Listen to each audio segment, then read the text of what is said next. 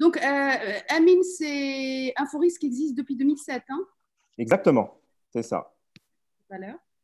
Donc, très bien. On attend le feu vert de Taha. Vous voyez, on est sur les liens et tout ça, c'est bon?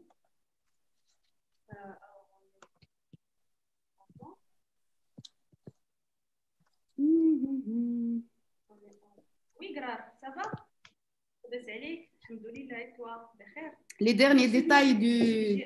Parce qu'on est diffusé De en direct. live. Ouais. Je sais pas si je suis désolée, mais rapide. Sacrée gymnastique. Ouais. Les derniers détails du...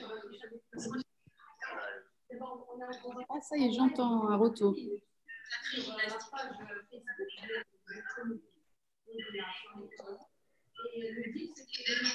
Bonjour à tous. Je pense qu'on est déjà en live sur les différentes plateformes du comité parité et diversité de 2M. Merci à tous de nous rejoindre sur ce premier webinaire, ce premier séminaire en ligne organisé par le CPD. Et avant justement de commencer et de présenter les différents intervenants qui nous ont rejoints pour ce webinaire sur la relance économique au Maroc post-Covid 2019, j'aimerais bien donner la parole à Madame Khadija Boujnoui, présidente du comité parité et diversité de 2M, mais aussi directrice financière de 2M, parce que justement aujourd'hui on parlait d'économie plus que de parité. Et je pense que le sujet s'est imposé par lui-même, vu la conjoncture actuelle, surtout cet effort qui est fourni par le Maroc pour faire redémarrer convenablement son économie. Khadija, la parole est à vous justement pour planter le décor et présenter les intervenants qui nous ont rejoints ce matin. Alors, bonjour à toutes et à tous. Je suis vraiment heureuse de faire ce premier webinaire qui est organisé par le comité, comme tu l'as bien dit, Mehdi, comité parité diversité de 2M.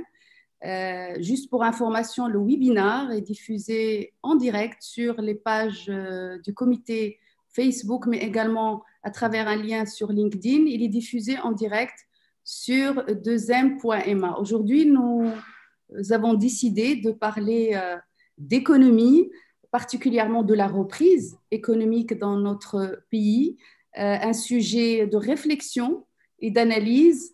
C'est vrai que j'ai deux casquettes à 2M, une casquette diversité, mais j'ai aussi ma casquette financière et donc économique. Je suis heureuse de traiter ce sujet pour une double raison. D'abord, c'est un sujet d'actualité. Et puis, j'ai constaté, malheureusement, j'ai fait le triste constat pendant ce confinement sur le manque de visibilité à travers les webinaires que nous avons vus passer où les femmes ont été invisibilisées malgré l'expertise des femmes marocaines.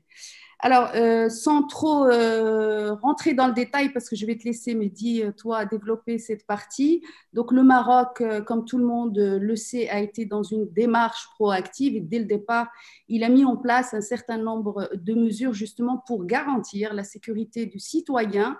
Un fonds spécial a été créé pour pallier aux insuffisances de l'infrastructure médicale, mais pas seulement.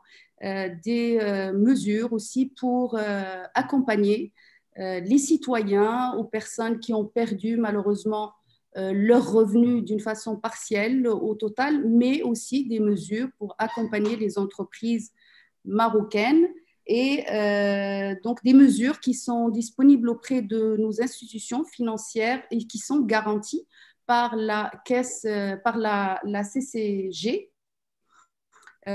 Notamment Daman Oxygène, d'autres dispositifs qui ont été annoncés le 21 mai pour les petites entreprises et moyennes, Relance TPE, Daman Relance pour justement aider les entreprises qui vivent des difficultés au niveau de leur trésorerie.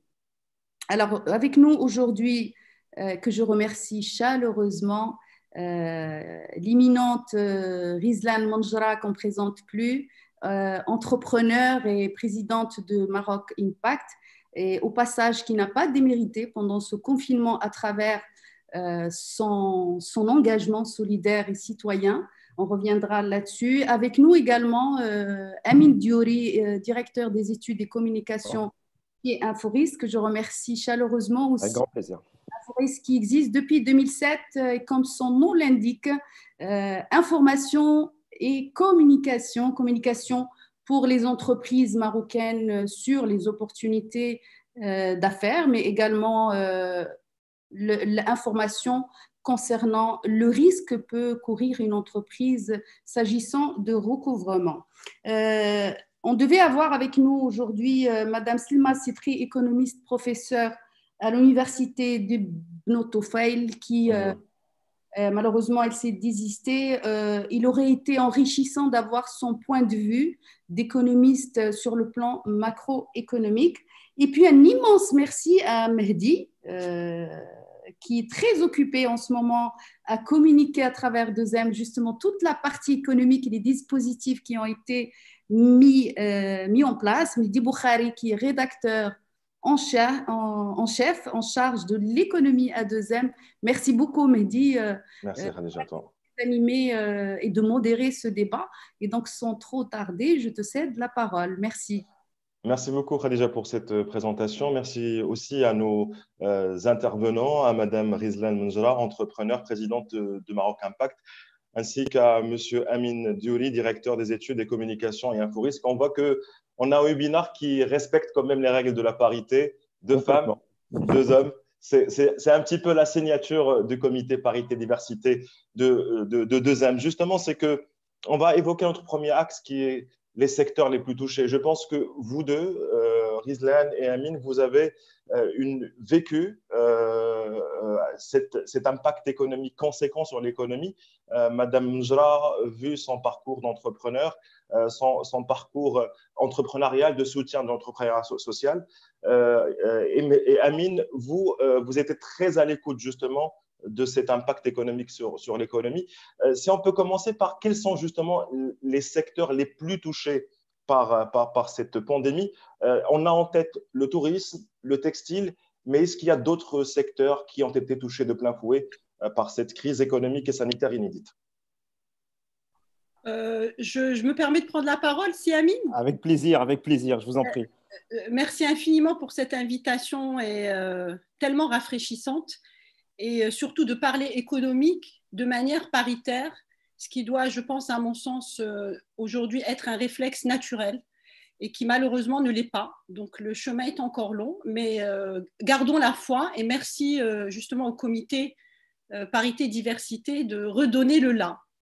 Bon, pour répondre à votre question, si Amine, bon, moi personnellement à titre d'entrepreneur social très engagé depuis une quinzaine d'années, ayant aussi eu à un moment une casquette institutionnelle puisque j'ai eu l'honneur d'impulser la commission entrepreneuriat social à la CGM, et également que j'ai quitté d'ailleurs depuis pour justement mieux, j'allais dire, opérer sur le terrain via une casquette associative qui est l'association Maroc Impact.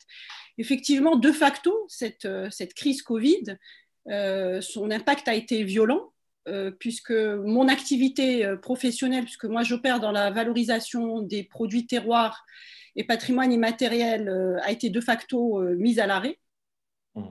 Ce qui finalement a fait appel à nos grandes qualités de résilience, et pas en tant que femme, en tant qu'entrepreneur tout court, et donc finalement de se mobiliser justement en tant qu'entrepreneur en mettant toutes nos compétences au service de la solidarité nationale. Et donc effectivement, pendant cette crise Covid, j'ai été mobilisée via Maroc Impact pour, avec beaucoup d'humilité et avec des moyens très limités, à déployer plusieurs initiatives assez particulières, atypiques, de par leur articulation, leur ingénierie, faisant appel justement à la mobilisation de plusieurs parties prenantes. Et je pense que c'est aussi ça le sujet, on l'abordera par la suite, c'est comment mieux agir ensemble, et encore plus en période de crise, en mobilisant nos efforts, en étant disruptifs, et surtout en agissant sur le temps long. Voilà, ça c'est un peu pour le contexte, et peut-être que je laisserai la parole à Amine et je rentrerai peut-être plus directement dans le vif du sujet, mais ce qui est clair, c'est qu'il y a un secteur que vous n'avez pas cité, c'est le secteur coopératif. Tout à fait, tout à fait. Voilà. Le secteur coopératif, c'est 4% de la population active marocaine. C'est 40% de la population rurale. Je rappelle aussi le contexte antécédent à la crise où Sa Majesté a fait plusieurs piqûres de rappel par rapport aux nouveaux modèles, l'émergence justement d'une génération de jeunes entrepreneurs et l'émergence d'une génération de la green, j'allais dire, génération et une génération d'entrepreneurs dans la ruralité et d'une classe moyenne. Tout Il est à là fait. aussi le sujet. C'est un secteur qui a été sinistré de manière directe, puisque je rappelle, il y a eu l'annulation du SIAM. Donc, il faut savoir que le secteur coopératif a perdu entre 60 et 80% de son chiffre d'affaires, avec en plus un impact indirect qui est lié à la crise touristique. Voilà. Donc, tout ça nous amène à réfléchir à, je pense, dans le contexte actuel post-crise, de la question d'opérer un choc et une redirection totale de notre économie et de la diriger, je pense, de manière imminente vers une économie des communs. Très bien. Merci. Amine, une vision plus globale sur les secteurs touchés par cette pandémie, Oui, en plus des secteurs des coopératives, des textiles et de l'industrie. oui, bien sûr. Alors déjà, je voudrais commencer par vous remercier pour l'invitation et féliciter cette initiative de ce comité de parité. Je trouve l'idée excellente. Je trouve que c'est un principe, c'est même pas une idée, c'est un principe qui devrait être absolu dans tous les séminaires, dans toutes les réunions d'échange justement de ce type. Ensuite, par rapport à notre métier, juste pour rappeler rapidement, nous, c'est la data et l'information sur les entreprises. Donc, justement, on a des éléments quantitatifs, on essaye de suivre en direct tout ce qui se passe actuellement. On avait déjà une idée de la santé financière des entreprises avant cette crise. Malheureusement, l'incidence, elle est encore plus amplifiée avec la crise aujourd'hui. Et je pense qu'effectivement, avant même de parler de secteur, je pense qu'il faut quand même rappeler le côté inédit de cette crise, c'est-à-dire que toutes les entreprises, quelle que soit leur taille, quel que soit leur secteur d'activité, sont touchées par cette crise. Il suffit de voir, par exemple, les chiffres de la CNSS, par exemple, pour l'indemnité Covid-19. Aujourd'hui, on parle de plus de 150 000 sociétés. Ça représente plus de 65% des entreprises touchées, qui sont considérées comme entreprises défaillantes, en tout cas qui bénéficient de l'indemnité. C'est des centaines de milliers de salariés qui sont aujourd'hui touchés par le chômage partiel et le chômage parfois définitif pour les fermetures d'entreprises. Alors certes, aujourd'hui, on manque un peu de recul encore pour mesurer l'impact en termes de défaillance d'entreprise. On aura plus d'idées dans les prochains mois. Mais effectivement, aujourd'hui, tout le monde est touché. Et non seulement les entreprises, mais aussi la demande. Et c'est ça qui est vraiment important. C'est-à-dire que quand on parlera par la suite de relance, il ne faut pas simplement parler de relance entreprise, mais il faut aussi comment on relance la demande. Parce que pour que les entreprises puissent vendre, il faut aussi que des gens puissent acheter. Et aujourd'hui, compte tenu du contexte, on est dans une situation assez difficile. Après, par rapport au secteur touché, évidemment, je dirais que quasiment tous, aujourd'hui, tous les secteurs sont impactés. Ça va de l'immobilier, du commerce, mais pour être plus concret, je rappellerai qu'en termes d'écosystème d'entreprises, aujourd'hui, il y a 3 gros secteurs qui représentent une masse importante des entreprises existantes. C'est le commerce, c'est l'immobilier, le BTP. C'est toujours ce qu'on retrouve en matière de création d'entreprise, de défaillance d'écosystème entreprise. Donc, évidemment, si on veut éviter aujourd'hui et demain un risque de défaillance, évidemment, il faut se concentrer sur les plus gros volumes. Évidemment, il y a des secteurs stratégiques aujourd'hui, l'hôtellerie, le tourisme, évidemment, parce que effectivement, c'est générateur de devises et puis ça fait travailler énormément de gens dans notre pays. Aujourd'hui, on connaît le contexte, toutes les frontières sont fermées, même s'il y a des réouvertures, mais en tout cas, on sait que cette année, très certainement, le tourisme au Maroc sera très difficile. Donc, effectivement, il faut trouver tout de suite des plans de rechange pour essayer de relancer ces secteurs fragilisés. Selon vous, Amine, est-ce qu'il y avait quelques secteurs qui ont pu démontrer une certaine résilience durant cette période et tirer leur épingle du jeu? Moi, j'ai en tête l'agroalimentaire, mais quand on voit quand même les sorties des fédérations sectorielles, on se rend compte quand même que l'impact a été touché, malgré l'impact a été réel, malgré une forte consommation. Est-ce que tu as en tête un des secteurs qui a pu quand même anticiper ou plutôt limiter l'impact économique du Covid-19? Alors, effectivement, moi, par exemple, tout bêtement, je regarde les listes négatives, pardon, les listes d'exclusion d'activités des secteurs, des activités à l'indemnité CNSS, c'est-à-dire des secteurs qui ont continué de travailler pendant la crise, qui ont continué de fonctionner, effectivement, on retrouve des activités comme, par exemple, l'agroalimentaire. Et encore, il faut beaucoup nuancer cet aspect-là. Par exemple, je lisais une étude de la FENAGRI, justement, qui représente le secteur agroalimentaire. En réalité, 25% uniquement des activités agroalimentaires s'en est sorti plus ou moins sans dommage. Mais il y a d'autres branches de l'activité agroalimentaire qui, elle, a subi de plein fouet la crise. Je vois aussi que certains services, notamment tout ce qui est conseil et conseil informatique, s'en est bien sorti. Évidemment, avec la crise, le télétravail, la digitalisation, ce secteur-là s'en est mieux sorti que les autres. Effectivement, et puis ce sont, à mon avis, les principaux, mais il y en a très, très peu finalement qui peuvent dire aujourd'hui qu'ils n'ont pas été impactés. Les secteurs exportateurs, évidemment, souffrent comme les autres du fait du ralentissement du commerce extérieur mondial.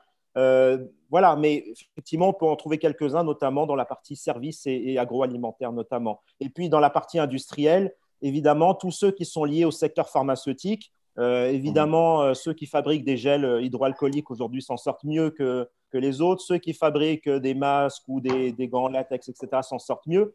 Évident, mais on parle de segments de marché, on ne parle pas de marchés globaux. C'est vrai. Alors justement, Amine, vous avez évoqué la question de cette transformation même de nos habitudes de consommation avec le digital. Et là, je pose une question à Madame Mounzra. Comment vous avez accompagné justement ces coopératives et ces entreprises sociales pour profiter de ce changement de consommation des Marocains et ce boom qui est connu justement le e-commerce marocain, une manière parmi d'autres un petit peu de limiter la casse, si j'ose dire. En fait, pour répondre, si tu permets, Amine, je répondrai dans un deuxième temps à ta question. Je voudrais quand même rajouter, juste pour mettre un peu de beurre dans les épinards, de mettre quelques éléments de contexte tout de même. Je pense que c'est très important aujourd'hui, si on veut analyser cette situation et en tout cas se projeter dans une post-crise, j'allais dire, qui ait du sens et qui ait des prises de décision équitables pour tous les acteurs et les citoyens de ce pays, il faut un peu mieux comprendre pour mieux décider. Il y a un point, je pense, qui est très important parce que si Amine l'a abordé, c'est ce choc, j'allais dire, externe qu'on a subi. Il découle finalement du modèle de l'économie mondiale qui est basé sur cette mondialisation globalisée, un peu sauvage. Aujourd'hui, on se la prend en plein visage, et pas seul d'ailleurs. Je veux dire, le Maroc, et d'ailleurs, je suis très fière de dire, et je pense qu'on le partage tous, qu'on est sorti brillamment de cette crise. Maintenant, le sujet, c'est après. Je pense qu'on doit se questionner très fortement sur la réinvention de notre économie locale, qui doit devenir beaucoup plus indépendante et qui doit davantage mettre l'humain au cœur, et comment créer des dynamiques territoriales, parce que pour rejoindre ta question, aujourd'hui, cette création de richesse, il faut qu'elle soit locale, ancrée dans les territoires, pour qu'il y ait une génération, une régénération, j'allais dire, de notre économie, et une redistribution équitable et durable des richesses. Ce qui a été constaté pendant cette crise et ce que nous, on a essayé de réaliser. Effectivement, nous sommes aujourd'hui dans un monde ultra connecté, mais il faut réaliser que 40% de notre territoire ne l'est pas forcément, et qu'on a des territoires qui sont exclus. Donc, la globalisation, c'est bien, l'intelligence artificielle, c'est bien, mais aujourd'hui, le lien social, parce que quand on parle de relance économique, elle ne doit pas être vue seulement sous l'angle, j'allais dire, managérial et financier, elle doit être vue sous l'angle social et psychologique. Il y a des territoires complets, entiers dans notre pays, qui étaient en exclusion économique pure, et donc il a fallu faire preuve d'ingéniosité. Parce qu'en réalité, il y a un mot qui est extrêmement important, donc, par rapport au contexte de la mondialisation et comment se réinventer, mais il y a un élément aujourd'hui qu'on doit tous gérer, quel que soit notre niveau social ou économique, ou notre position en tant qu'acteur économique ou pas, c'est l'incertitude. C'est qu'aujourd'hui, on est face à une incertitude. Donc, quand on est face à cette incertitude, d'abord, il faut être en capacité de l'accepter et surtout de dire avec cette nouvelle normalité qu'on a du mal tous à gérer, parce qu'on est un peu quand même en situation de panique, il ne faut pas qu'on tombe dans l'indécision et dans l'excès de confiance. Et il faut qu'on fasse preuve d'humilité. Donc, les plans de relance structurels, c'est bien, pointu, mais ne perdons pas de vue qu'ils doivent être mis, qu'il doit aussi être mis en exergue toutes ces, j'allais dire, cet essaimage cet essaimage de cette intelligence collective économique qu'on peut mettre en place à petite échelle. Et quand elles sont les unes accrochées aux autres, elles peuvent, j'allais dire, réinverser un peu cette tendance négative et créer une vraie richesse. Alors, pour être concrète, l'opération des sacs solidaires. Effectivement, pendant cette période, la solidarité nationale a été impressionnante. Et d'ailleurs, nous avons eu, et reconnaissant aussi la position de l'État qui nous a éminemment sortis de cette crise et qui a eu le mérite aussi de déshabiller davantage les failles béantes de notre pays et les fractures économiques, mais tout en apportant tout en étant garant, j'allais dire, de la sécurité de tous les citoyens et de notre sécurité économique. Ce qu'on a essayé de faire, c'est de dire, en période de crise, c'est bien d'être solidaire. Tout à fait. Il faut être solidaire de manière économique. Et même en situation de crise, face à des problèmes sociaux, sanitaires, environnementaux énormes, on est capable de créer de la richesse économique en étant ingénieux et en mettant en place une vraie chaîne de valeur ajoutée humaine et pragmatique. Alors, l'opération en fait des sacs solidaires, c'est une opération qui a été conçue avec des partenaires publics et privés, et j'en reviendrai tout à l'heure, peut-être dans un deuxième point, c'est dans le cadre de ce renouvellement de notre économie, comment créer des alliances d'action très fortes, parce qu'il faut absolument qu'on revoie notre mode de création de richesse, notre mode d'action, et qu'on ne peut plus le faire de manière verticale et qu'il s'agit aujourd'hui de le faire de manière circulaire. Donc, avec un acteur privé très fort et un acteur public qui est justement le ministère de l'économie sociale, on a mis en place, avant de mettre en place une opération de distribution de sacs solidaires qui était quand même de 4000, qui a mobilisé 45 tonnes de marchandises qu'on a sourcées dans des territoires extrêmement exclus, dans une situation de confinement où il y avait des problématiques de logistique énormes. Je parle de territoires comme Figig, Bouarfa, Oued el-Himer, le Tsaroudant, etc. Je ne vais pas faire la liste des territoires, mais c'était avant tout une opération de sourcing et une opération d'achat.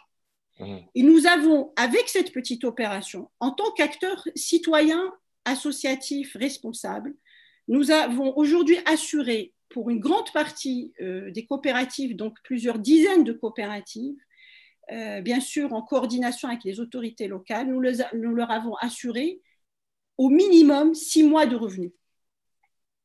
Donc ça veut dire que une fois qu'on intègre cette incertitude et qu'on se met dans des postures d'humilité et de renouvellement d'idées et d'expérimentation nouvelle, on est capable de mettre en place des dynamiques qui, si on arrive à les reconnaître, à les valoriser, et je parlerai aussi d'une action qu'on a fait avec des communautés de makers et d'ingénieurs.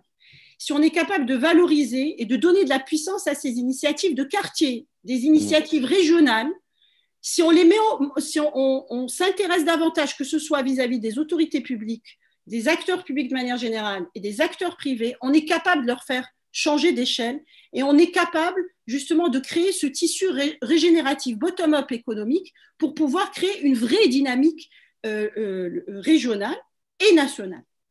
Alors justement, vous avez parlé de dynamique régionale, nationale, d'une croissance plus inclusive avec une répartition équitable des richesses. Mais selon vous, quels sont les mécanismes ou de quoi ont-ils besoin justement ces entrepreneurs marocains?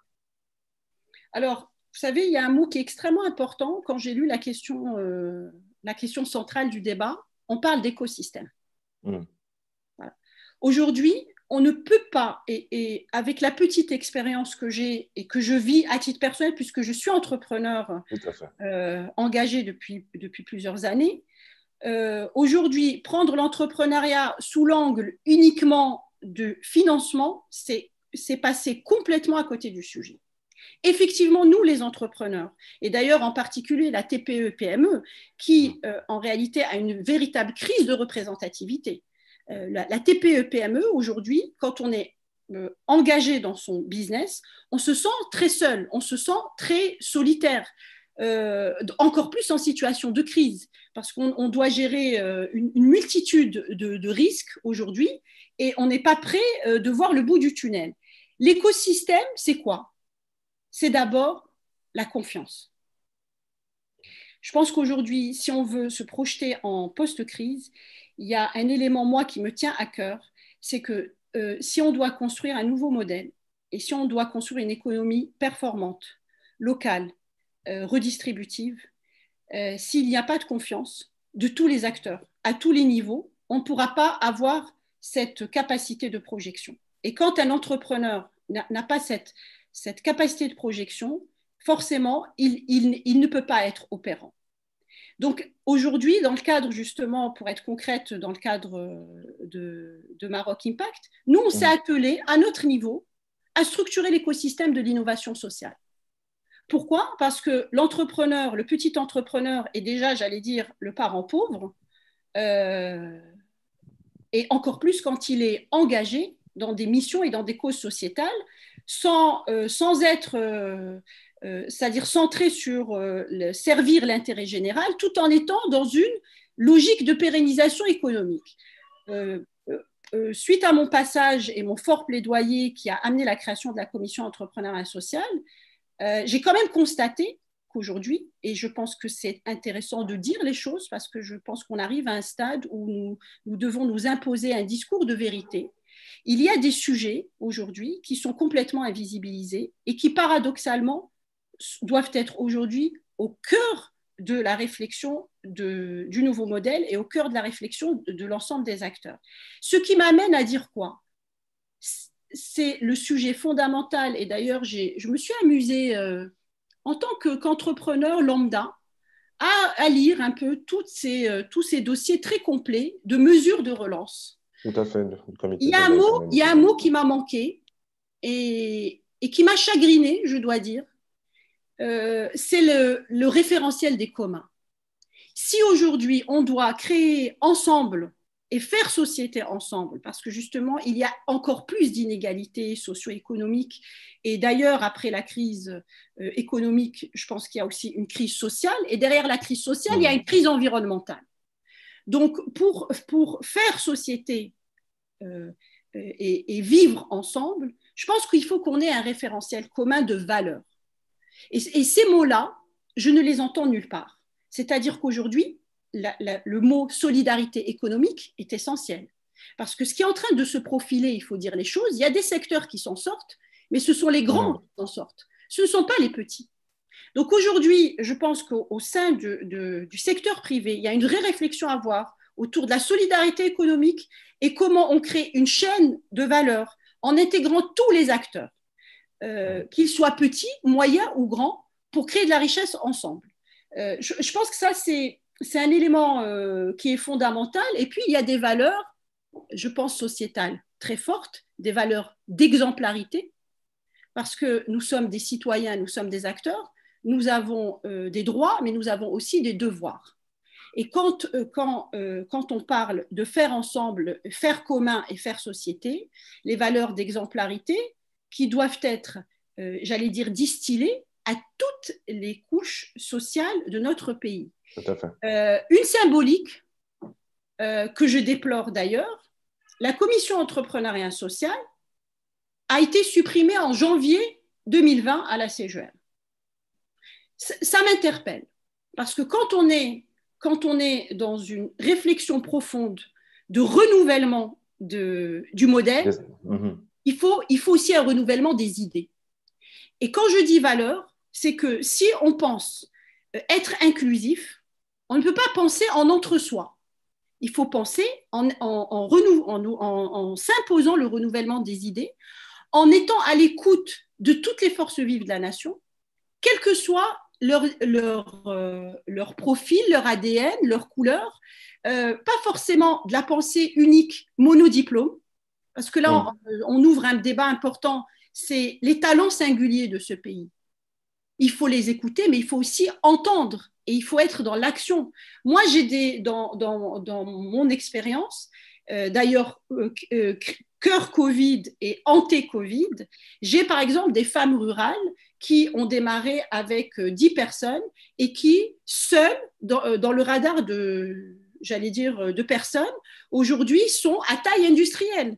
On a eu pendant la crise des collectifs auxquels d'ailleurs j'ai eu l'immense fierté de participer, notamment le collectif Frigal, un collectif de makers, d'ailleurs de social makers, qui se sont activés avec des moyens minimes, qui ont été capables de produire de manière ingénieuse, innovante, des solutions de masques visières, qui ont pu réparer des respirateurs dans une situation chaotique.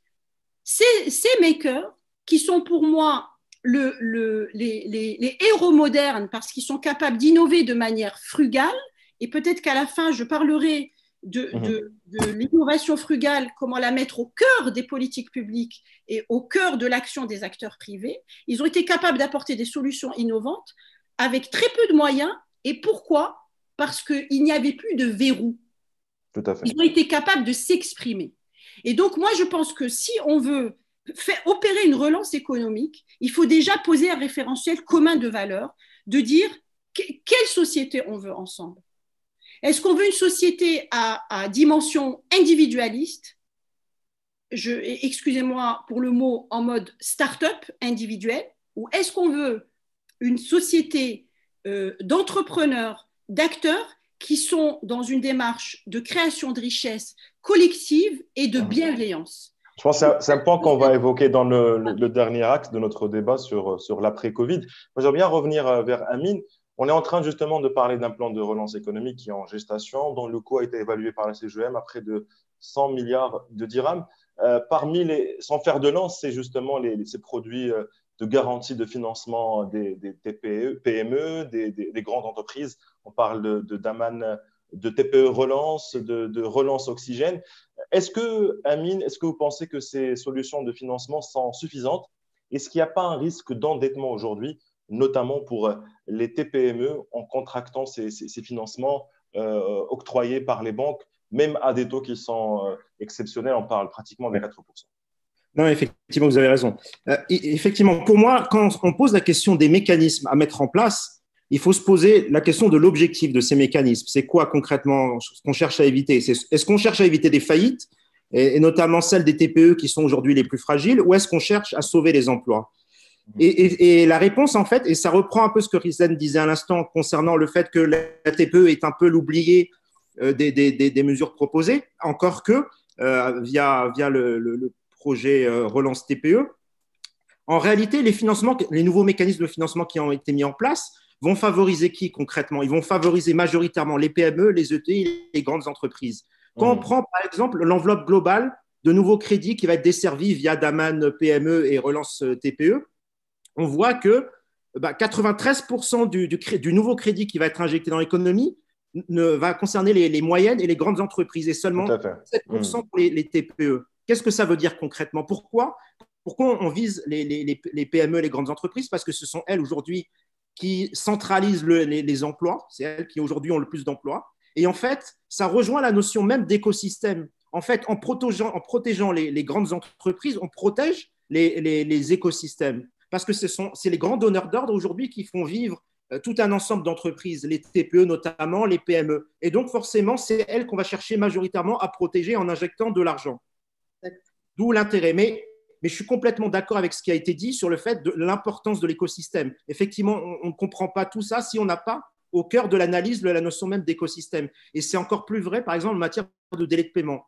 La mesure de financement qui a été mise en place, qu'est-ce que ça cherche à faire? En gros, on leur dit, on vous prête de l'argent, mais à une condition, c'est que cet argent soit réinvesti pour payer les fournisseurs.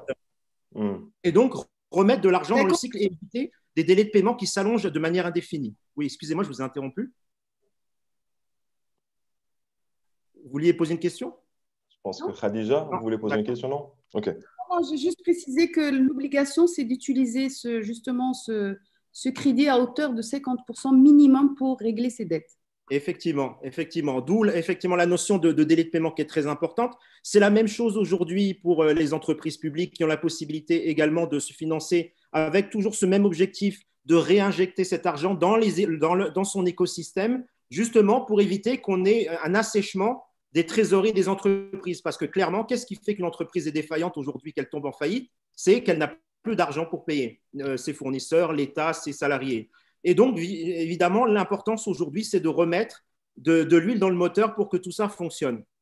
Sachant, Amine, que ces lignes de financement sont destinées uniquement au paiement des charges courantes des entreprises. Ce n'est pas pour les recapitaliser ou pour leur injecter du sang neuf pour pouvoir produire. Les règles de financement sont très claires. Cet argent ne doit pas servir à faire des augmentations de capital, ou ça doit servir à payer des fournisseurs. En tout cas, pour la grande majorité, à 50%, effectivement. Mais il y a des règles très précises. Par exemple, l'interdiction de se verser des dividendes pendant une certaine période, l'interdiction justement de prendre cet argent pour recapitaliser l'entreprise. Ça, après, effectivement, c'est une autre question. C'est lié à l'actionnariat des entreprises, justement, recapitaliser les entreprises. On a une vraie problématique dessus. Aujourd'hui, on sait que une grande partie de nos entreprises étaient déjà sous-capitalisées avant la crise. La crise ne fait qu'accentuer cette problématique.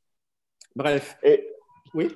Vas-y, allez-y, Amine. Je profite de la présence d'Amine et de son expertise. Quand on parle entrepreneuriat, effectivement, il y a la problématique du financement, c'est clair, mais il y a la problématique de l'accès au marché. Parce que quand on parle d'écosystème, je veux dire, à un moment, il faut être clair. Un entrepreneur, pour créer de la richesse, il a besoin d'un marché. Tout à fait. Bien sûr, à supposer que le produit est à la hauteur, en termes de qualité, etc. Aujourd'hui, la réalité, quand on est une TPE, PME, justement face aux grandes entreprises, certaines jouent le jeu, certaines ne jouent pas le jeu, le marché est confisqué. Je vais vous donner un exemple très clair. Pendant la crise, il y a deux projets que j'ai essayé de mettre en place au profit justement de petits entrepreneurs et de coopératives rurales. La production de gel hydroalcoolique et la production de masques en tissu réutilisables produites par le secteur coopératif. Je dois vous dire que la première opération a été quasi impossible parce que nous n'avons pas eu l'écoute du ministère de l'Industrie. Alors, en même temps, je dis ça avec beaucoup peut-être de légèreté parce que je peux comprendre qu'il y avait des urgences à gérer, mais par contre, la symbolique est très forte. C'est qu'aujourd'hui, le lien, j'allais dire, qui est censé être un lien accélérateur entre la toute petite entreprise et des structures qui sont censées la porter, ce lien, il est fragmenté. Donc, comment aujourd'hui mettre en place des mesures choc, parce qu'un choc, moi je pense qu'il faut réagir avec des mesures choc et un vrai plan Marshall. Comment aujourd'hui, pour sauver ce tissu TPE-PME, comment on passe à côté de sujets importants? Par exemple, la dématérialisation de la commande publique. Tout à fait. Deuxième point, par rapport aux grandes entreprises qui sont engagées et d'autres moins, si on veut les pousser davantage à transformer positivement cette économie en faisant monter en puissance les petits acteurs, je pense qu'il y a des mesures très concrètes qu'on peut mettre en place. Donner un quota de bons de commande à des entrepreneurs sociaux et institutionnaliser ce type de mesures.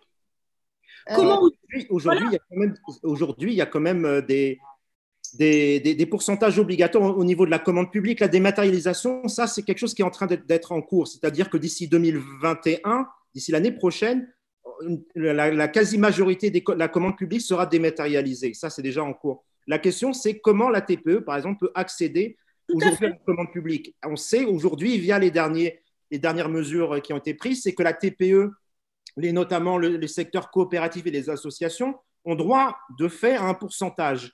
PME, TPE, PME ont droit aujourd'hui à 30% des marchés publics de manière quasi institutionnelle. Il faudrait déjà commencer par s'assurer que ce pourcentage est déjà atteint. Alors est-ce qu'on a aujourd'hui un retour de chiffres à ce sujet? Aujourd'hui, on n'a aucun chiffre qui nous permette de dire quel est le pourcentage pris par les TPE, les PME, l'association dans les marchés publics. On a très peu d'informations là-dessus. Alors, Amine, justement, c'est que parmi les leviers proposés pour cette relance économique, c'est la commande publique. Est-ce que vous pensez qu'il faut justement aller au-delà de ce chiffre de 30% pour justement stimuler la reprise économique des TPE?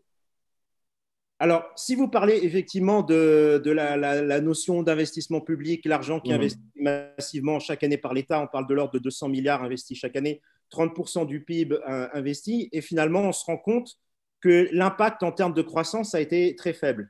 Tout à fait. Donc, en fait, l'impact PIB a été faible, l'impact emploi a été très faible. Donc, en fait, la question, il ne s'agit pas simplement d'investir de l'argent, c'est bien investir cet argent dans des secteurs, dans des industries qui créeront de l'emploi. Alors, juste pour finir par rapport au mécanisme, parce que tu avais posé tout à l'heure une question qui était importante, on met en place des mécanismes d'emprunt, mais derrière, il faut effectivement rembourser. Le remboursement des financements, des prêts est important, et pour ça, il faut qu'il y ait une demande, parce que concrètement, comment vous remboursez? Là, il faut générer du cash flow, et pour qu'il y ait du cash flow, il faut du chiffre d'affaires. Et pour du chiffre d'affaires, il faut pouvoir vendre. Et aujourd'hui, effectivement, la problématique d'un plan de relance, c'est qu'il faut agir sur ces deux jambes, à la fois sur les entreprises et à la fois sur la demande des ménages et des acteurs économiques. Si on n'agit pas à la fois sur ces deux leviers, on aura quelque chose de déséquilibré. On aura peut-être des entreprises qui seront prêtes à vendre, mais il n'y aura personne pour acheter. Et c'est vraiment ça, à mon avis, la véritable difficulté. Donc, il y a déjà, pour les entreprises, la difficulté à un moment donné de rembourser parce qu'il faut que le chiffre d'affaires reprenne et qu'elles puissent générer à nouveau des cash flows, et de la trésorerie. Et puis après, se pose aussi des autres mesures qu'on pourrait proposer. Jusqu'à aujourd'hui, on parlait de report fiscal, on parle de report de cotisations sociales, mais on ne parle pas d'exonération. Et on ne parle pas de baisse d'impôts, par exemple. Et c'est, à mon avis, vers ça, à un moment donné, qu'il faudra aussi aller. C'est-à-dire que si on veut aider effectivement la majorité de notre tissu économique, TPE, PME, et éviter des casses, très certainement qu'à un moment donné, il faudra parler d'exonération. C'est ce qu'en France, ils ont fait. Ils n'ont pas simplement le grand plan de relance qui a été annoncé récemment en France, par exemple, parle d'exonération pour les petites entreprises. Il faut peut-être aussi voir de ce côté-là pour aider. Mais je pense que l'équation est un petit peu difficile parce que d'après les chiffres du ministère de l'économie, on parle d'une baisse de 500 millions de dirhams de recettes fiscales par jour. Est-ce que l'équation est solvable pour le Trésor? C'est ça le problème. Effectivement, on sait ce qu'il faudrait faire. Moi, je pense que le problème n'est pas tant de savoir ce qu'il faut faire. Le vrai problème, c'est comment on finance ce qu'il faut faire. Et c'est là, à mon avis, la véritable problématique. On n'est pas la France, on n'est pas un pays qui a énormément de moyens. On a des ressources qui sont limitées pour X raisons. On sait aujourd'hui, par exemple, en termes de contributeurs fiscaux, que les entreprises qui payent les impôts sont en très faible nombre. Donc aujourd'hui, on a un problème de ressources et on a beaucoup de dépenses à côté. Et effectivement, l'équation, elle est surtout, à mon avis, à ce niveau-là. Elle est d'ordre budgétaire, c'est-à-dire que à un moment donné, il faudra qu'on choisisse nos combats. On ne pourra pas investir massivement dans tous les secteurs d'activité où on ne pourra pas financer tout le monde. Il va falloir à un moment donné sacrifier peut-être certains aspects parce que justement on a cette contrainte d'argent. Donc effectivement, ça c'est un aspect à prendre en compte. Je pense que Khadija. Pardon, Amine, par rapport à cette contrainte budgétaire, je pense que Amine a soulevé un élément important. C'est que quand on a une raréfaction des ressources, je pense qu'il y a une histoire de bon sens qui doit nous imposer une prise de décision qui est la suivante, c'est comment faire mieux avec moins. Et je pense que pour avoir pratiqué certaines institutions et certaines parties prenantes, on a une siloisation des prises de décision. On a un manque de coordination dans le déploiement des projets, ce qui fait qu'on manque d'impact et on manque d'efficience. Je pense que là, il y a une vraie remise à niveau. Je rêverais peut-être un jour d'un ministère de la transformation où on mettrait la coordination et la convergence au cœur du modèle. Parce que je pense qu'il y a beaucoup de dépenses inutiles qui sont faites et on mériterait à recentrer les choses. Par rapport, juste un petit point par rapport au marché, parce que Amine, effectivement, et c'est ça qui est très intéressant, et je t'en remercie, parce que moi, j'ai la vision très terrain, mais toi, tu as la vision peut-être très macro. On parle, un entrepreneur vivant, régénératif, il a besoin d'un marché. On parle du marché national, mais n'oublions pas qu'il y a le continent. Et aujourd'hui, je pense que dans le cadre des mesures, peut-être pas court-termistes, mais il va falloir penser de manière très efficace comment conquérir des positions en dehors de notre pays à l'international, notamment peut-être des centrales de distribution, parce que je reviens à mon métier qui est la valorisation du patrimoine matériel et immatériel et les produits terroirs. Là où le bas blesse, on investit dans l'économie sociale depuis des décennies. Elle ne décolle pas parce qu'on a un problème de commercialisation. Donc, on ne peut pas aujourd'hui dépendre d'acteurs étrangers, externes, qui, justement, en cas de crise, s'autocentrent sur leurs problématiques et non plus les nôtres. Donc ça, c'est de l'indépendance économique, c'est de la souveraineté économique qu'il va falloir, je pense, opérationnaliser via la conquête de positions et de postures à l'international. Aujourd'hui, on ne peut pas se contenter du marché local. Tout à fait. Mais je précise une chose quand même, pour pouvoir conquérir des parts à l'international, il faut déjà que notre industrie locale soit forte. Tout à fait. Je suis d'accord. C'est pour ça que j'ai parlé d'un objectif peut-être long-termiste, mais il faut avoir ce cap en tête. J'aimerais bien donner la parole à Khadija par rapport à ces solutions de financement à long terme, et parce qu'on oublie quand même les établissements publics qui sont des locomotives de croissance économique. J'aime bien avoir le point de vue de Khadija concernant ce point. Non, ça va aller dans le sens de ce que disaient à la fois Rizlan et Amine en parlant de petites entreprises et moyennes entreprises. Et Dieu sait que l'économie marocaine est représentée à 95% par les petites et moyennes entreprises. Tout à l'heure, Rizlan disait qu'il faut que la TPE devienne le centre de la réflexion et notamment à travers les entrepreneurs, etc.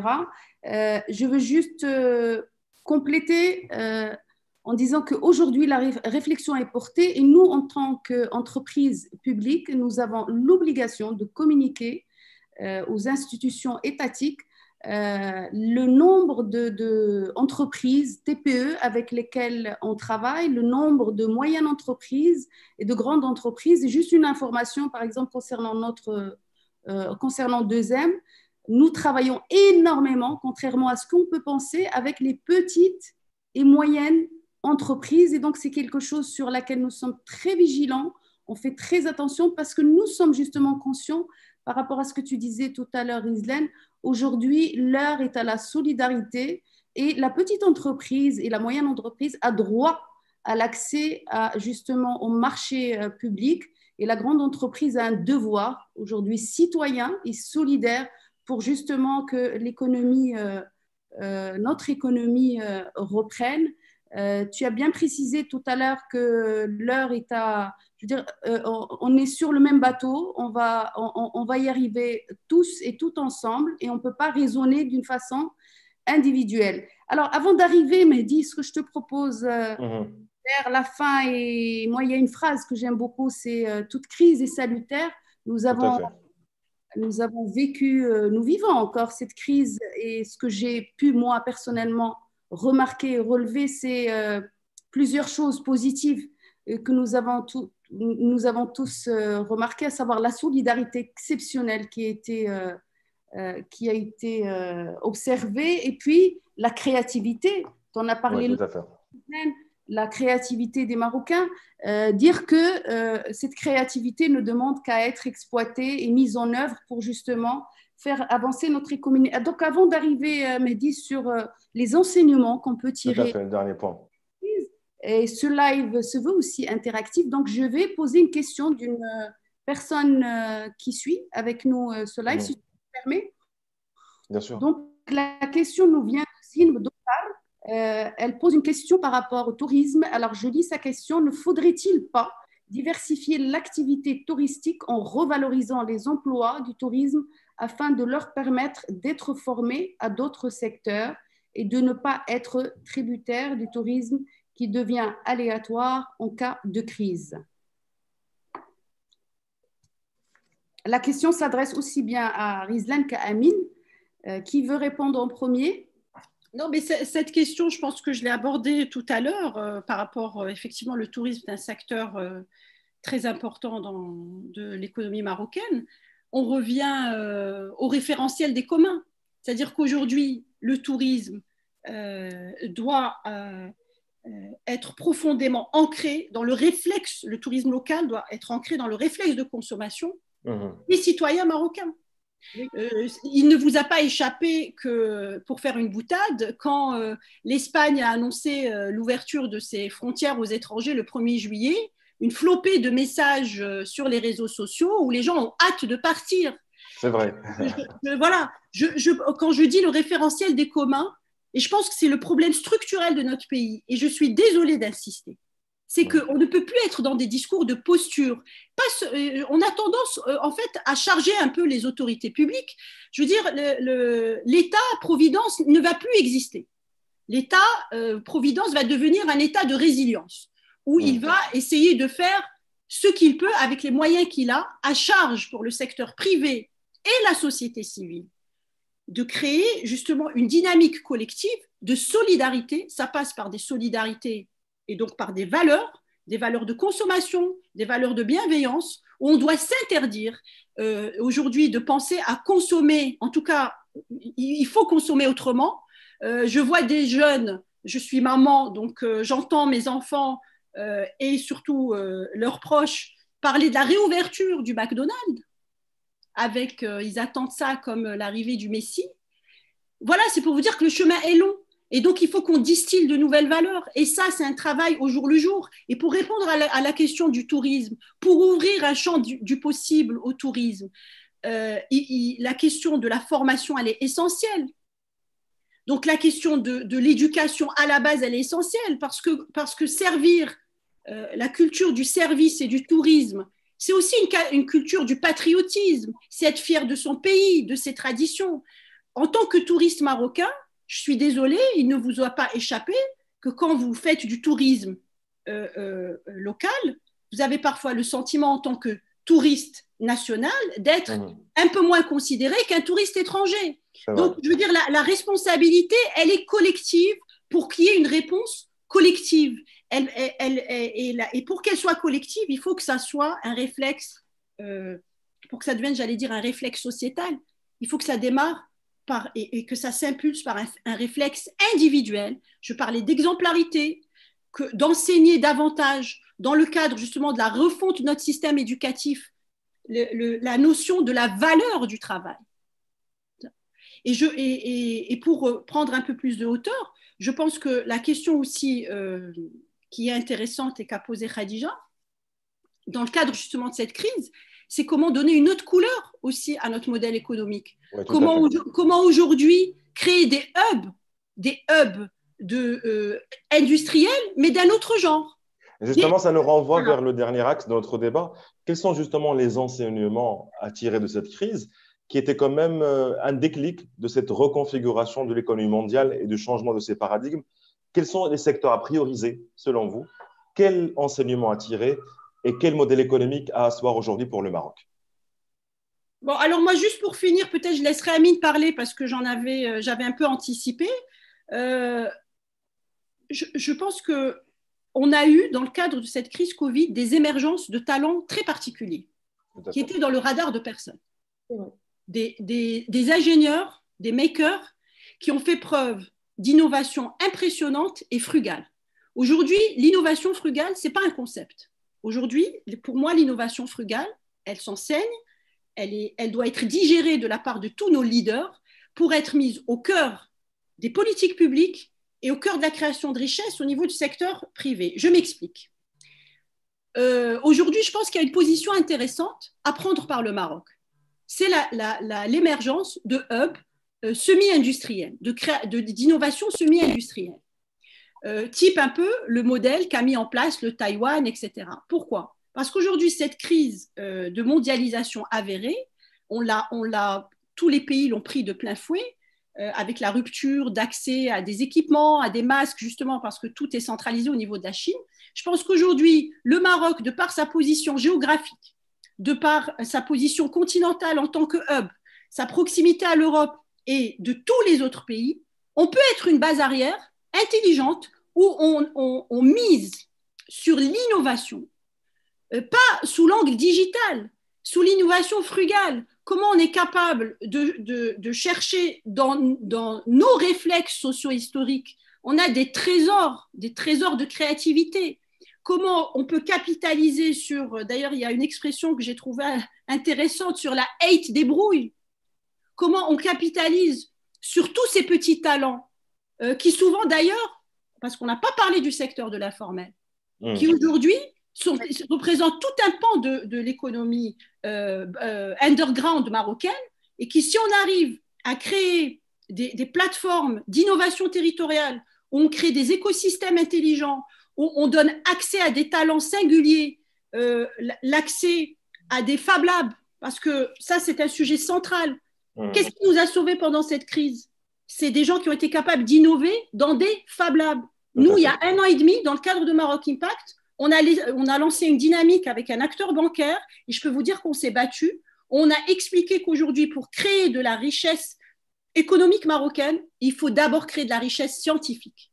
Donc, on a lancé le programme Mouhoub, d'ailleurs, et j'invite les talents qui nous écoutent aujourd'hui de s'inscrire sur cette plateforme. L'idée, c'est de faire émerger des solutions innovantes scientifiques et de les accompagner avec la contribution d'acteurs privés et publics pour leur permettre le changement d'échelle, pour leur permettre de s'essaimer et de s'exporter. Voilà pour moi et je pense que le cap, pour finir, pour ne pas monopoliser la parole, le cap. Le cap, c'est la 3e fois. Le cap, c'est ni la voie de l'endettement, ni la voie de l'austérité. Le cap, c'est la création de valeurs communes. Et c'est de s'inscrire dans un cadre commun et dans une économie du partage et qu'on s'extirpe de l'économie de la rente parce qu'il faut la dénoncer, continuer de la dénoncer pour créer un socle commun de partage de richesses. Amine? Alors, moi, quand je regarde l'impact de cette crise, pour moi, l'analyse, elle se fait à 2 niveaux. Il y a l'impact macro, il y a l'impact micro-entreprise.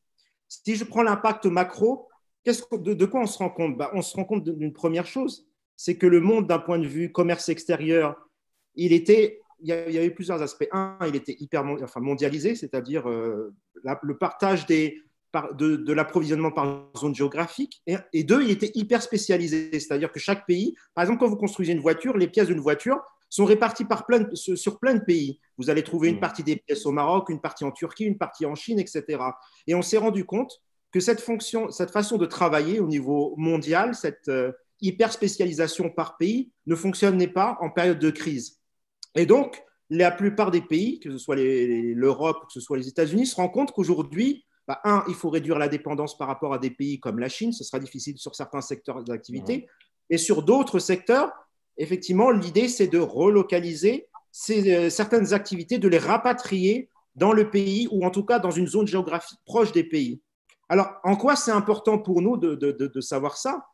Déjà, je prends un exemple très concret, l'exemple de l'industrie automobile. En France, par exemple, Bruno Le Maire a annoncé il y a quelques jours qu'il souhaitait que l'industrie automobile soit basée en France. Alors, on a eu peur à un moment donné que les usines de Kenitra et Tanger soient également rapatriées, mais on se rend compte que finalement, ça ne concerne que la partie voiture électrique. Donc, la partie essence et diesel resterait au Maroc pour le moment. Mais on voit bien l'impact pour nous, c'est-à-dire que aujourd'hui, le monde est en train de changer, le mindset est en train de changer. On se rend compte qu'on veut produire localement. On se rend compte que le fait d'être hyper spécialisé, c'est une mauvaise chose, qu'il faut diversifier son industrie, qu'il faut qu'on soit capable de produire toutes sortes de produits et services pour justement répondre positivement à ce type de crise. D'où l'intérêt pour nous, demain, effectivement, c'est ça. C'est de pouvoir répondre à cette question de la relocalisation, notamment par rapport à des pays comme la France avec qui nous travaillons énormément. C'est profiter, parce que la France ne pourra pas tout rapatrier chez elle. Tout à fait. Elle pourra peut-être considérer la France, le Maroc, pardon, comme un hub industriel à proximité de sa zone géographique. Et donc, pour nous, ça peut être une opportunité d'accroître avec la France, mais avec l'Europe, parce qu'on est quand même un marché proche du marché européen. Donc, ça peut être une opportunité pour nous de développer justement les investissements, les IDE de l'Europe vers chez nous. Il faut qu'on ait une bonne proposition à leur faire pour qu'ils viennent investir chez nous. Et donc, c'est ça la vraie question. C'est par exemple pour l'industrie automobile, demain, produire plus de voitures électriques. Aujourd'hui, on sait qu'aujourd'hui, les voitures électriques, c'est 5% de la production marocaine. Or, on sait que c'est l'avenir. C'est là-dessus que l'industrie se projette d'ici quelques années. Est-ce qu'on est capable demain de transformer ce qu'on est en train de faire aujourd'hui sur du diesel et faire de l'électrique? Donc ça, c'est à la fois une menace et l'opportunité qui va avec. Après, autre information qu'on a vue, on s'est rendu compte que la crise, on avait beaucoup de choses à transformer avant le début de cette crise. On a laissé passer beaucoup d'opportunités en termes de digitalisation, en termes de fiscalité, en termes je pense notamment à la lutte contre l'informel, contre les délais de paiement. Et finalement, tout ça nous revient aujourd'hui. On se rend compte que ce sont des sujets qu'il faut qu'on pose, qu'on aborde tout de suite. Et en fait, la crise, le révélateur de cette crise, c'est que finalement, tout ce qu'on a laissé de côté avant, on doit le traiter maintenant. Exactement. C'est peut-être ça la deuxième opportunité de cette crise, c'est qu'on s'est rendu compte qu'on pouvait digitaliser notre économie de manière très rapide, que le télétravail aujourd'hui est devenu quasi automatique. Les personnes avec qui je converse aujourd'hui me disent que les réunions physiques n'auront quasiment plus lieu, que tout se passera à distance. Mais oui, on est passé d'un monde de rencontres physiques à un monde digital très rapidement. Et je pense que c'était nécessaire. Il y a énormément de secteurs, l'administration est également en train de se digitaliser. Donc ça, c'est également une très bonne chose pour nous. Et en termes de productivité et en termes de PIB supplémentaire, ça va certainement nous apporter énormément de choses. Le troisième aspect, et là je descends complètement au niveau micro, je parlais tout à l'heure des opportunités de changement, de réforme du climat des affaires. Il y a une phrase de Jean Monnet que j'aime beaucoup, qui dit que les hommes acceptent le changement dans la nécessité, et les nécessités ne viennent que par la crise. Et donc aujourd'hui, on est en plein dans la crise, et donc forcément, on va accepter beaucoup plus facilement les réformes qui sont proposées. Alors, quel type de réforme? Déjà, il y a un point qui a été laissé de côté il y a très longtemps, et c'est un point qui me concerne directement, c'est la question des délais de paiement. On se rend compte qu'aujourd'hui, plus que jamais, l'assèchement des trésoreries des entreprises va devenir de plus en plus problématique. On voit par exemple en France des nouvelles pratiques des grandes entreprises. On parlait tout à l'heure d'écosystèmes, mais il y a des mauvaises pratiques qui sont en train de se développer au sein des écosystèmes où en gros, on n'est même pas dans un système solidaire, c'est tout le contraire. Les grandes entreprises profitent de la crise pour imposer des conditions beaucoup plus restrictives à leurs partenaires écosystèmes. Et donc, effectivement, se posera à un moment donné la question des délais de paiement. Et donc, effectivement, on essaye d'y répondre aujourd'hui via des financements, via peut-être le projet, la réforme de la loi de finances. Finances rectificatives, tout à fait. Effectivement. Donc, il faut que cet aspect soit pris en compte. On se rend compte également qu'il y a une autre problématique qu'on n'a jamais réussi à aborder jusqu'au bout, c'est la question de la lutte contre l'informel. On veut relancer notre économie, on veut relancer les entreprises, mais on sait qu'aujourd'hui, notre secteur formel est concurrencé par l'informel et donc fragilise encore plus notre tissu économique formel. Donc, à un moment donné, effectivement, l'objectif, c'est aussi de transformer cette partie informelle, de la faire rentrer dans le formel. Et aujourd'hui, plus que jamais, c'est une question de nécessité. Je pense, Amine, que cette crise a démontré au secteur informel l'importance d'être régularisé et disposer d'un certain confort social.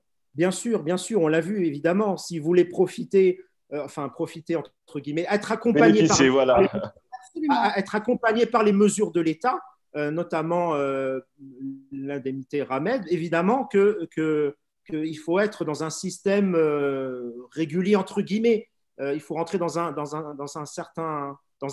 moule formel, et effectivement, la crise a bien montré cela. Amine, si je peux me permettre, parce que c'est très rapidement, c'est très inspirant. Moi, il y a une phrase, puisqu'on est dans les phrases inspirantes, il y a un économiste qui a dit une phrase qui m'a énormément interpellée. concernant le secteur privé, de manière générale, hein, pas à l'échelle de notre pays, qui a l'habitude de prôner la privatisation des profits et la socialisation des pertes. Je pense qu'à un moment, il faut qu'on sorte tous, et là, pas à charge pour le secteur privé, de manière générale. Il faut qu'on sorte un peu des silos et qu'on décide justement qu'on gagne ensemble et on perd ensemble. Et que dans le cadre justement de la thématique et du plaidoyer que je porte, dans le cadre de l'innovation frugale, c'est qu'aujourd'hui, cette innovation, elle ne doit pas être vue sous l'angle, j'allais dire, social, sous l'angle de la charité par les acteurs privés. C'est qu'aujourd'hui, les acteurs privés, quelle que soit leur taille, s'ils aujourd'hui n'agissent pas en faveur de leur environnement externe, de toutes les petites entités, même quand elles sont dans l'informel, qu'ils considèrent que c'est un marché pour eux, c'est des opportunités commerciales. Aujourd'hui, des pays comme l'Inde, et on parlait tout à l'heure de l'axe Afrique-Europe, je pense qu'il va falloir qu'on sorte de ce schéma de pensée Europe-Afrique. Je pense qu'il faut aller chercher dans des pays émergents comme l'Inde, comme l'Asie, des continents comme l'Asie, où le mode de création de richesse est complètement différent. On crée des alliances fortes avec des acteurs privés, des entrepreneurs sociaux du terrain. On crée des hubs d'innovation sociale frugale. Pourquoi? Parce qu'on tire vers le haut tout un tissu économique innovant qui a sa pierre à porter à l'édifice, mais aussi les grandes entreprises peuvent se réinventer au travers de ces petits acteurs. Et donc, c'est de la co-construction, c'est de la co-création de richesses. Et au-delà de la richesse économique, c'est la certitude de cimenter le lien social et la cohésion sociale. Parce qu'on ne peut pas être en bonne santé économique dans une société malade économiquement. Donc moi, je pense qu'aujourd'hui, il est là le sujet. La relocalisation imminente à l'échelle de notre pays, cette capacité qu'on doit s'imposer à co-construire avec des acteurs et à créer de la richesse ensemble. Nous, on le fait depuis plusieurs mois avec des acteurs importants, avec des ministères. On a créé des alliances fortes. On est en train de mettre en place des projets très simples, mais qui viennent polliniser les territoires. Et quand ça fonctionne, on passe à un autre territoire et on crée une dynamique nationale. Voilà, ça je pense qu'il faut faire preuve, je dis encore une fois, d'humilité, de sagesse. C'est-à-dire qu'aujourd'hui, tous ensemble, leaders, patrons d'entreprise, acteurs publics, citoyens, il faut qu'on apprenne tous ensemble à désapprendre pour mieux réapprendre, qu'on sorte des dogmes classiques et qu'on passe à d'autres choses, qu'on expérimente d'autres choses. Nous, je vous annonce un peu j'allais dire en primauté, un sujet qui nous tient à cœur, c'est que ça fait plusieurs années qu'on travaille sur la création d'un hub d'innovation scientifique africain. Voilà, qu'on aille sur des terrains inconnus. Et je pense qu'avec l'ingéniosité de nos citoyens, l'ingéniosité des jeunes, on n'a pas parlé des jeunes. Les jeunes, aujourd'hui, il y a plusieurs centaines de milliers de jeunes. Aujourd'hui, le secteur privé est inopérant puisqu'on en absorbe 100 000. Donc, il va falloir qu'on expérimente d'autres schémas, d'autres modes de création de richesse, qu'on relocalise et qu'on se fasse confiance et qu'il n'y ait plus et qu'on n'ait plus ce sentiment de mépris bidirectionnel. L'entrepreneur n'est pas là pour voler ses salariés et les salariés ont un devoir d'exemplarité vis-à-vis de leur entrepreneur dans un climat généralisé où l'entreprise est là pour créer de la richesse pour le pays. Bravo. Et est reconnue pour ça. Voilà. Khadija, quel enseignement de cette crise avant de vous donner le mot de fin pour clore ce premier webinaire du comité de parité diversité qui était très intéressant et je n'ai pas vu le temps passer. On a dépassé l'heure consacrée. Alors, quel enseignement de cette crise? Rizlan et Amine l'ont longuement développé. Les enseignements sont clairs. Elle l'a bien développé, Rizlan, dans son intervention. Moi, je reste quand même positive. Et à travers cette crise, d'ailleurs, la crise sanitaire nous a démontré, la gestion de la crise sanitaire nous donne espoir, puisque quand plusieurs pays spéculaient sur l'hécatombe au Maroc et en Afrique, nous avons démontré au monde entier qu'on était capable de gérer cette crise. Alhamdoulilah, on s'en sort pas mal. Le chemin reste à parcourir. Le nombre de guérisons nous donne espoir. On avait très très peur d'une saturation, surtout des lits de réanimation. On se rend compte aujourd'hui que ce n'est pas le cas.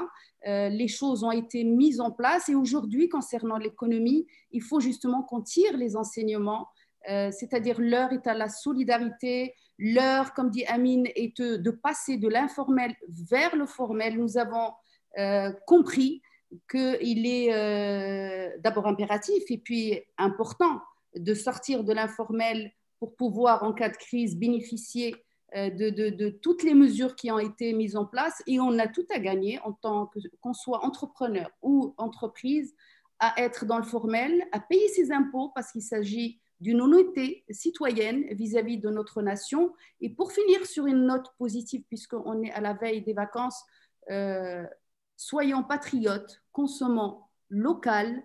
Ces vacances, restons au Maroc. Soyons fiers aussi de notre pays qui est riche et diversifié, notre pays magnifique. Donc voilà, d'abord consommons ici au Maroc. Il y a tellement de choses à voir et à découvrir. Je connais beaucoup de Marocains qui ne connaissent pas du tout leur pays, qui voyagent tous les ans. Et bien, cette année, on va rester dans notre pays, on va consommer marocain. Un petit parallèle, il y a aussi des choses à réajuster concernant, puisqu'on pousse les Marocains à consommer local, il y a des mises à niveau à faire aussi pour que les Marocains puissent accéder aux tarifs des hôtels et tout ça. Et là, je pense aux familles nombreuses qui ne peuvent pas se permettre de payer des chambres d'hôtel très chères. Donc voilà, c'est une réflexion globale et générale. Mais tu as raison, Rizlan, de dire qu'il faut qu'on soit honnête, bienveillant, il faut qu'on soit solidaire, aussi bien nous, personnes physiques, que les personnes morales. Merci infiniment pour vos interventions magnifiques. Merci Rizlan, merci Amine et merci à toi Mehdi pour d'avoir animé ce débat. On a droit à un petit mot de la fin? Bien sûr. Bien sûr. Donc, un petit mot de la fin. Moi, ça me tient à cœur. C'est qu'on ne peut pas régler les problèmes avec la même conscience qui les a créés. Donc, il faut qu'on se fasse tous violence et qu'on redémarre un pacte sociétal où on s'engage tous à être honnête. Sa Majesté l'a rappelé dans plusieurs discours. Je retiens 3 choses: audace, patriotisme et exemplarité. Bravo. Merci Rizlan. Amine? Moi, il n'y aura qu'un seul mot que j'utiliserai parce qu'il résume bien toute notre discussion. Et à mon avis, c'est le plus important aujourd'hui, c'est la solidarité. Plus que jamais, la solidarité est importante. La solidarité entre entreprises, la solidarité par rapport à l'État, c'est-à-dire qu'aujourd'hui, tout le monde doit contribuer de manière uniforme à l'effort national et ce n'est pas en restant replié sur soi-même qu'on y arrivera. Tout à fait. Merci beaucoup. Merci beaucoup. Merci. Oui. Merci beaucoup, Rizlan Noujra. Je vous rappelle que vous êtes entrepreneur, présidente de Maroc Impact. Merci à Amine Diouri, directeur des études et communications InfoRisque.